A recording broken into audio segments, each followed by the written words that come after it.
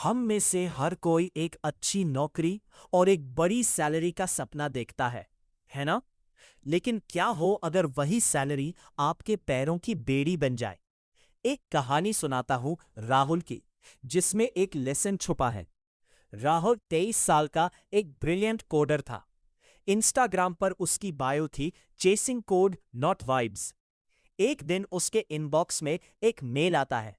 किसी बड़ी mysterious take firm एथल Corp से ऑफर लेटर था।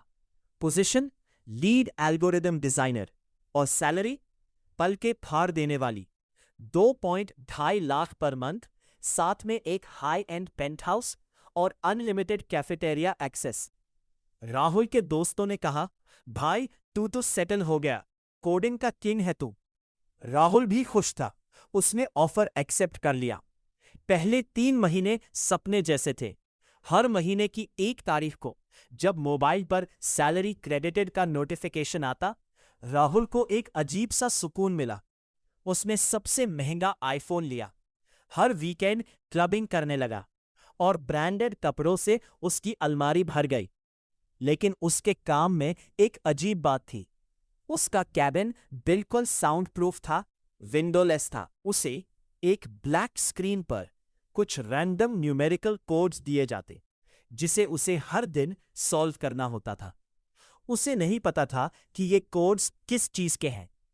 जब भी वह अपने मैनेजर मिस्टर थेरॉन से पूछता, थेरॉन बस मुस्कुराकर कहता, राहुल, तुम्हें बस कोड डिलीवर करना है, बाकी सब पर ध्यान मत दो। कल तुम्हारी सैलरी में 20% का हाइक होने वाला है। हाइक का नाम सुनते ही राहुल अपना सवाल भूल जाता। 6 महीने बीत गए। राहुल अब एक मैकेनिकल रोबोट बन चुका था। उसकी स्किन डल हो चुकी थी, आंखों के नीचे डार्क सर्कल्स थे। वह दिन में 14 घंटे काम कर रहा था। उसने अपनी फैमिली को टाइम देना कम कर दिया था, दोस्तों से मिलना छोड़ दिया था। एक रात के 2 बजे राहुल वही मिस्टीरियस कोड सॉल्व कर रहा था। अचानक स्क्रीन पर एक ग्लिच हुआ। ब्लैक स्क्रीन थोड़ी देर के लिए वाइट हुई और एक पुरानी फाइल खुल गई। वह फाइल थी project golden cage, employ behavioural analysis. Rahul की धड़कन तेज हो गई। उसने फाइल पर क्लिक किया। उसके अंदर उसकी खुद की फोटोज, उसकी डेली एक्टिविटीज की रिपोर्ट और उसके बैंक अकाउंट का डेटा था। लेकिन सबसे नीचे एक लाइन लिखी थी, जिसे देखकर उसके होश उड़ गए। Subject Rahul, addicted to the first of every month. Financial liabilities increased by 40%. Car EMI, penthouse rent. Freedom level 0%. Total control achieved. Rahul का जिस्म कांप उठा। उसे समझ आया कि यह कोई कंपनी नहीं, एक ट्रैप था। वो वहां से भागने के लिए उठा, लेकिन जैसे ही उसने केबिन का दरवाजा खोला, सामने मिस्टर थेरॉन खड़े थे। उनके चेहरे पर वही ठंडी मुस्कुराहट थी। कहाँ जा रहे हो राहुल? थेरॉन ने पूछा। मैं रिजाइन कर रहा हूं। मुझे नहीं चाहिए आपका काम।